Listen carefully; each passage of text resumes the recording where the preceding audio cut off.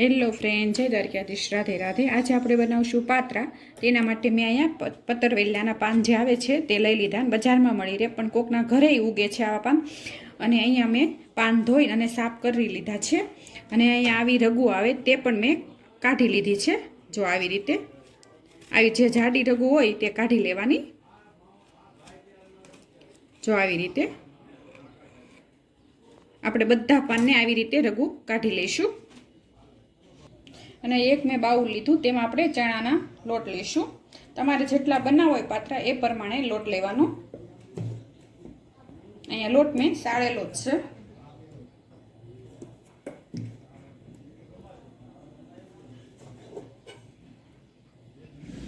અને તેમાં હવે મસાલા કરશું। તેમાં અડધી ચમચી હળદર ઉમેરશું, 1 ચમચી મરચું, થોડીક હિંગ ઉમેરી દેશું અને ગરમ મસાલો, ધાણા જીરું અને સ્વાદ પ્રમાણે મીઠું ઉમેરશું અને વરિયાળીનો પાવડર ઉમેરશું 2 ચમચી, શેકેલા જીરાનો પાવડર અને અહીંયા આખા ધાણાનો મેં પાવડર કર્યો છે તે ઉમેરશું। તેનો સ્વાદ પણ સરસ આવે। અને 1 ચમચી 2 ચમચી જેટલા અજમા ઉમેરશું। અજમા તો ઉમેરવાના જ, તો જ સ્વાદ આવશે સરસ। અને અહીંયા મેં 1 ચમચી જેટલી આંબલી લીધી છે, તેની પ્યુરી બનાવી લીધી હતી તે ઉમેરશું। આંબલીથી વધારે સ્વાદ સરસ આવે। અને ખટાશ લીધી છે તો આપણે ગળપણમાં ગોળ લઈશું થોડોક અને બધું મિક્સ કરી લઈશું।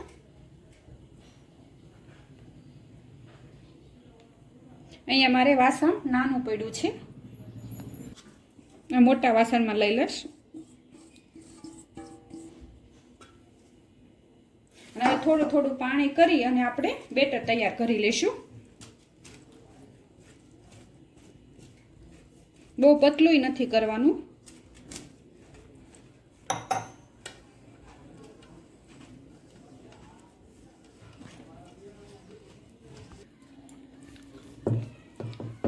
જો આવી રીતે આપણે બેટર તૈયાર કરી લેવાનું છે, બહુ ઢીલું નહીં અને બહુ પતલું નહીં, આવી રીતે। અને થોડીક કોથમીર ઉમેરી દેશું। અને આમાં તમારે તીખાશ વધારે જોતી તો તમે લાલ મરચાંની કટકી કરીને પણ ઉમેરી શકો, તેનો સ્વાદ સરસ આવે। આદુનો સ્વાદ સરસ આવે। અને કોથમરીને પણ આપણે મિક્સ કરી લઈશું।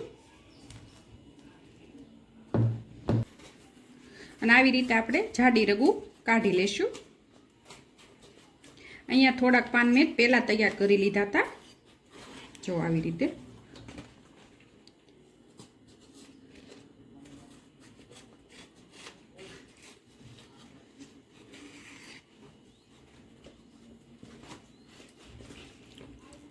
અને તમે એકવાર આવી રીતે મેં જેટલા મસાલા કર્યા છે એ પ્રમાણે તમે બનાવજો, બહુ સરસ બનશે।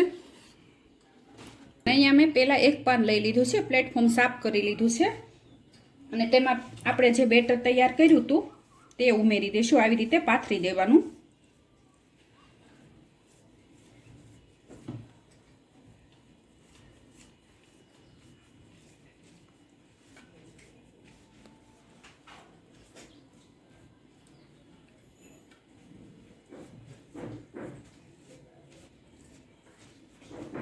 આવી રીતે પાથરી દઈશું, આપણે પાનને તૈયાર કરી લઈશું।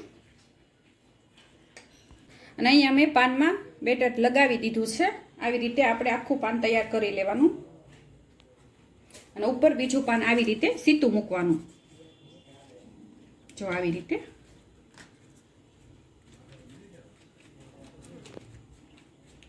અને આમાં પણ આપણે જે આ મિશ્રણ તૈયાર કર્યું છે તે લગાવી દેવાનું।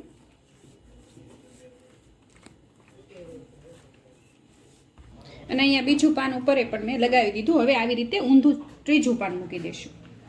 તમારે જેટલા પાનના રોલ કરવા હોય એ પ્રમાણે કરી શકો, પણ 3 પાનથી 4 પાનના રોલ સરસ લાગે।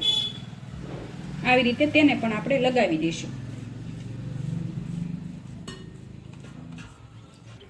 અને અહીંયા મેં 3 પાન લીધા હતા અને હવે આ એક સાઈડથી આવી રીતે ટાઈટ રોલ વાળી દેવાનો આવી રીતે. પછી આ સાઈડથી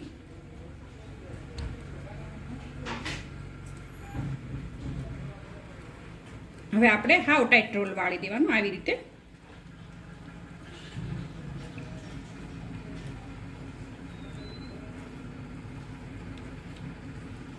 જો તમે આવી રીતે આપણે રોલ તૈયાર કરી લેશું બધા, અને વચ્ચેથી કટ કરી લેશું કારણ કે આટલા બધા ઢોકળિયામાં મોટા ન સમાય. જો તમે આવી રીતે આપણે રોલ બધા તૈયાર કરી લેશું. અને અહીંયા મેં બધા રોલ તૈયાર કરી લીધા છે આવી રીતે. અને અહીંયા સાઈડમાં મેં ઢોકળિયું પણ સ્ટીમ કરવા મૂકી દીધું છે, તેમાં આવી રીતે ગોઠવી દેશું.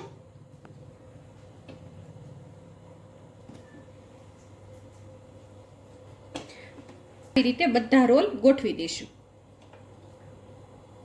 થોડાક આઘા આઘા રાખવાના એટલે સેજ ફૂલે, પણ મેં આમાં સોડાખાર નથી ઉમેર્યો.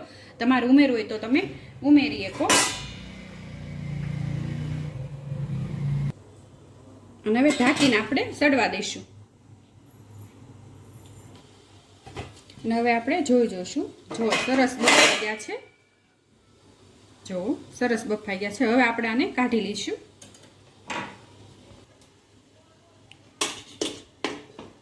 અને આવી રીતે આપણે કાઢી લઈશું.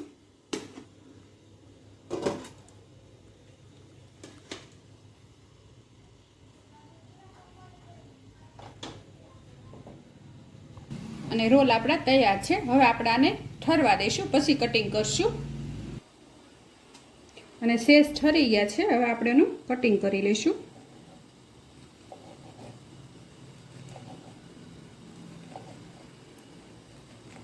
તમારે જેટલા જાડા પતલા રાખવા હોય એ પ્રમાણે લેવાનું.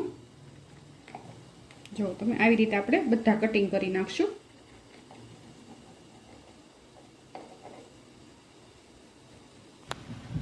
અહીંયા મેં બધા કટિંગ કરી લીધા છે. અને હવે એનો વઘાર કરી લઈશું. અને અહીંયા મેં કડાઈ લઈ લીધી છે, તેમાં આપણે તેલ ઉમેરશું. તમારે જેટલા પાત્રા હોય એ પ્રમાણે તેલ લેવાનું. અને હવે તેલને ગરમ કરશું. અહીંયા તેલ ગરમ થઈ ગયું છે, તેમાં આપણે થોડીક હિંગ ઉમેરી દઈશું. અને રાઈ જીરું. આમાં રાઈ જીરું થોડુંક વધારે લેવાનું. અહીંયા મેં 3 ચમચી લીધું છે. અને 2 ચમચી જેટલા તલ ઉમેરશું. તલથી સ્વાદ સરસ આવે છે.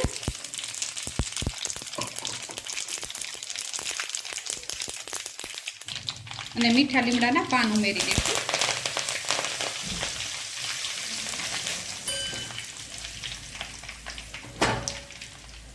અને વઘારમાં થોડુંક આપણે લાલ મરચું ઉમેરીને સીધા પાત્રા ઉમેરી દેવાના, એટલે કલર સરસ આવે. હાથે આપણે ધીમા હાથે મિક્સ કરી લઈશું. ભાંગી ન જાય તેનું ધ્યાન રાખવાનું.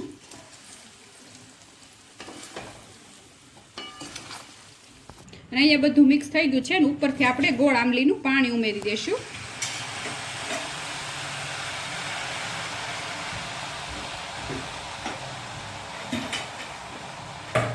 કોથમીર ઉમેરી દઈશું. અને ગોળ આંબલીનું પાણી તમારે ન ઉમેરવું હોય તો તમે સ્કીપ પણ કરી શકો. એની જગ્યાએ તમારે લીંબુ નીસોવી દેવાનું, કારણ કે આવી રીતે તમે કરશો એટલે એકદમ લચકા જેવા આપણા પાત્રા બનશે અને ખાવામાં પણ સરસ બનશે. અને આવી રીતે તમે કોઈ દિવસ પાત્રા ન બનાવ્યા હોય તો આવી રીતે એકવાર તમે બનાવજો, બહુ સરસ બનશે.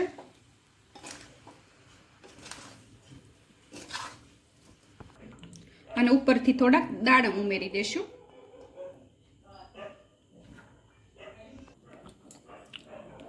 અને અહીંયા ગુજરાતી પાત્રા આપણા તૈયાર છે. તમે જોઈ શકો છો સરસ બન્યા છે.